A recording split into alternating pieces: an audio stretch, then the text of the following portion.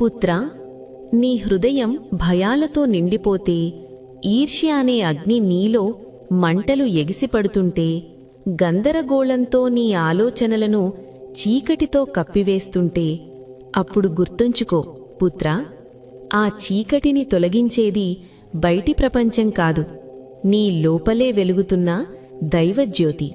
నీ మనసు విరిగిన ప్రతి క్షణంలో నిన్ను అర్థం చేసుకునేవాళ్లు లేరని అనిపించే ప్రతి సందర్భంలో, లోకం మొత్తం నిన్ను వదిలేసినట్టుగా అనిపించినా, నువ్వు హృదయంతో, నిజమైన విశ్వాసంతో ఒక్క క్షణం మహాదేవా అని పలికినా సరిపోతుంది. ఆ పిలుపులో ఉన్న శరణాగతి, ఆ పిలుపులో ఉన్న విశ్వాసం బ్రహ్మాండాన్ని సైతం కదిలించే శక్తిగా మారుతుంది. ఆ క్షణం నుంచి నీ ఆలోచనలు మారతాయి, నీ దారి స్పష్టమవుతుంది, నీ అడుగులు ధైర్యంతో నిండిపోతాయి. ఇప్పటివరకు నిన్ను అడ్డుకున్న భయాలు నీ ముందే తలదించుకుంటాయి. ఈర్ష్య, అసూయలతో బరివెక్కిన హృదయం శాంతితో నిండిపోతుంది. గందరగోళంగా కనిపించిన జీవితం అర్థవంతమైన మార్గంగా మారుతుంది. ఎందుకంటే పుత్రా, మహాదేవుని పేరు పిలిచావని కాదు, ఆ పేరుతో పాటు నీ ఆత్మను నమ్మే శక్తిని మేల్కొలిపావు. అది భగవంతుని యొక్క కృప మాత్రమే కాదు పుత్రా, నీ లోపలే నిద్రపోతున్న శక్తి, నీ నిజమైన ఆత్మవిశ్వాసం, నీ దివ్య బలం. కాబట్టి పుత్రా, జీవితం ఎప్పుడైనా చీకటిగా అనిపిస్తే భయపడకు, ఒంటరిగా అనిపించుకోకు. నీ హృదయం నుంచే ఒక్క మాట పలుకు, మహాదేవా, నాలోని వెలుగును మేల్కొలుపు అని అంటే చాలు. నీ బ్రహ్మాండం నీకు అనుకూలంగా పనిచెయ్యడం ప్రారంభమవుతుంది. నీ ప్రయాణం మరింత శక్తివంతమవుతుంది. మరచిపోకు పుత్రా, దైవజ్యోతి బయట కాదు, నీలోనే ఉంది. పుత్రా, ప్రతి ఒక్కరికి కోరికలు ఉండటం సహజం.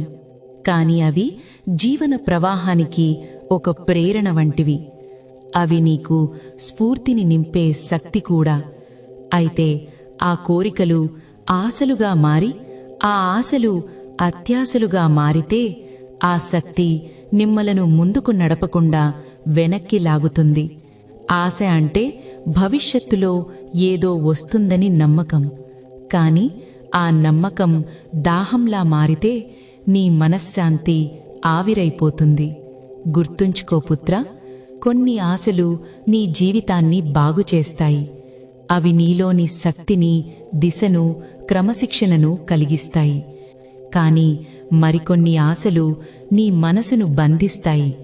అవి నీ వర్తమానాన్ని కూడా కరిగించివేస్తాయి. పుత్రా, ఒక్కటి గుర్తించు, కోరికలు నీ మనసులో ఉండాలి, కాని నీ మనసు కోరికలు వలయంలో చిక్కుకొనకూడదు. పుత్రా, అది అర్థం చేసుకో. పుత్రా, ఆశ ఉండాలి, కాని ఆ ఆశ నీపై అధికారం సాధించకూడదు. నీకు లభించిన వర్తమానమే నిజమైన సంపద. దాన్ని ఆస్వాదించు, కృతజ్ఞతతో జీవించు.